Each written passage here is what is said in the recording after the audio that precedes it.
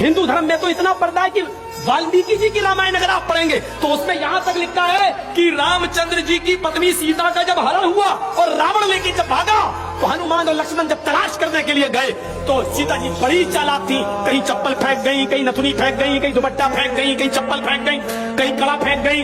हनुमान एक एक चीज, ये चप्पल किसकी है? लक्ष्मण कहते मेरी भाभी की है सीता की। चलो इसी रास्ते से ले गया। और आगे के दुपट्टा मिला, ये दुपट्टा किसका है? ये दुपट्टा भी मेरी भाभी का है सीता का। चलो और आगे चलो, इसी रास्ते से लेकर गया और आगे बढ़े। एक एक चीज हनुमान जी देते गए और लक्ष्मण पहचानते गए। लास्ट में नाक में पहनने वाली नथुनी मिली, नथुनी। तो हनुमान ने कहा ये नथुनी किसकी है? जल्दी से लक्ष्मण ने कहा अरे यार हनुमान जी ये नथुनी नहीं मालूम है, ये शायद मेरी भाभी की होगी। हनुमान ने कहा सारी चीजें पहचान गए, नथुनी कह रहे होगी। तो हनुमान जी के इस प्रश्न पर क्या जवाब दिया लक्ष्मण ने? हनुमान जी ये नथुनी अगर मेरी भाभी की थी भी तो मेरी भाभी नाक में पहनती थी, इसलिए मैं नहीं पहचान पा रहा हूँ, क्योंकि मैंने आज तक अपनी भाभी का चेहरा नहीं देखा। तो क्यों?